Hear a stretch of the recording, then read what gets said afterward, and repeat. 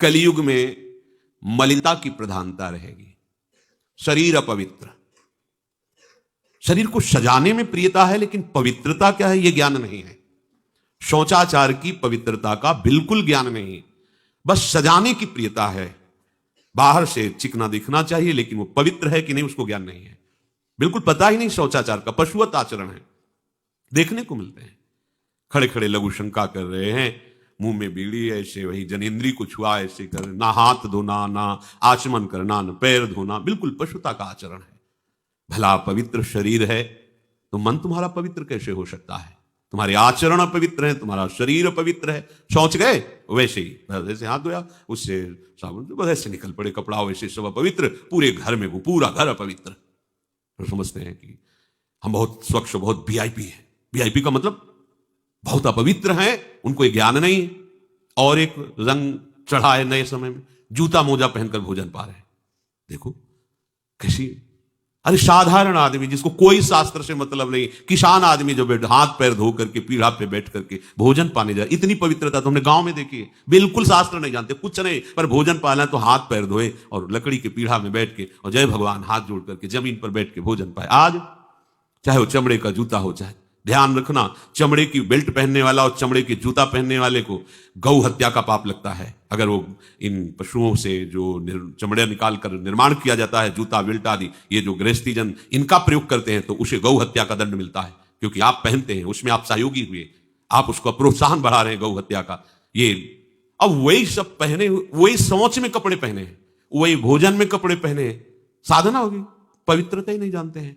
लघु शंका करने के बाद यदि आपने जनेन्द्री का प्रक्षालन नहीं किया, हाथ नहीं धोया, चरण नहीं धोए, आचमन नहीं किया, तो आप तो अपवित्र हैं।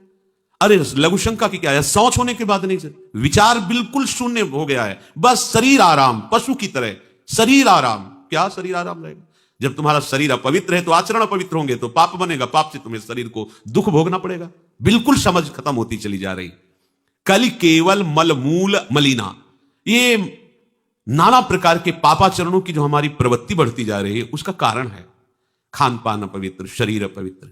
हमने देखा है, वो आपको मजाक सा लगेगा, भोजन पाने के समय घर के जितने भी वयस्क जन होते थे, जब कच्चा भोजन पाया जाता था तो ऊपर के वस्त्र उतार देते थे, एक धोती नीचे पहने हुए ऐसे पाते देखा।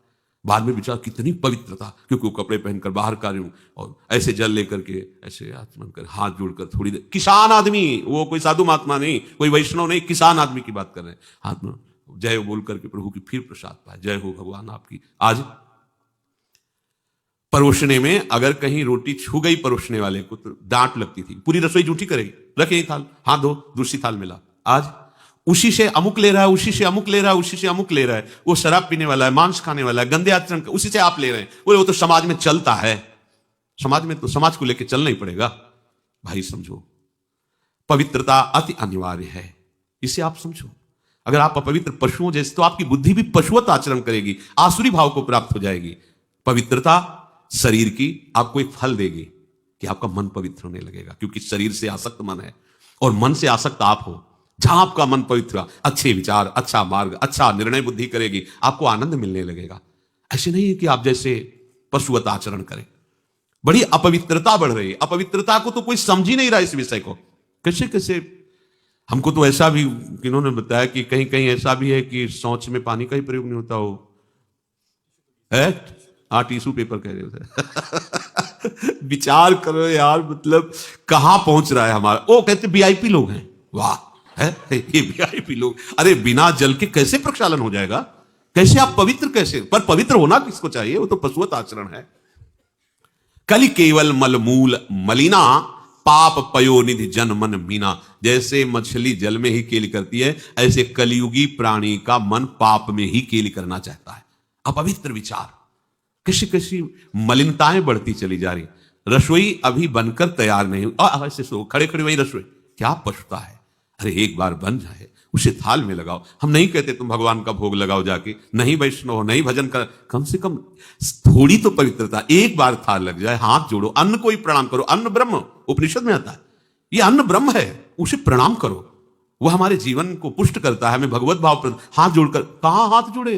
वो तो जूता पहने वैसे ही सब, कोई खड़े खड़े खा रहा है, कोई मतलब ये हो क्या रहा है? हमने देखा है पहले बारात आती थी तो पट्टियां बिछाई जाती थी, गोबर से जमीन लिपी होती थी, दो आदमी पात्र लिए खड़े, सबके हाथ पैर धुलाए, सब बैठ गए, फिर सबको परोसा, माताएं मंगल गीत गा रही, परोसा जा, कितना पवित्र होता था। आज कोई ऐसा कमाई मिलेगा जो शराब न पिए हो, कोई ऐसा कमाई मिलेगा जो उद्दंडता न कर रहा, पशुता बढ़ रही ना।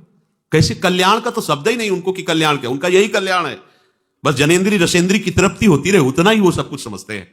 गोस्वामी जी कह रहे ये नाम कामतरु है, सब कामनाएं पूर्ण करने वाला है, और ये काल का भी काल है।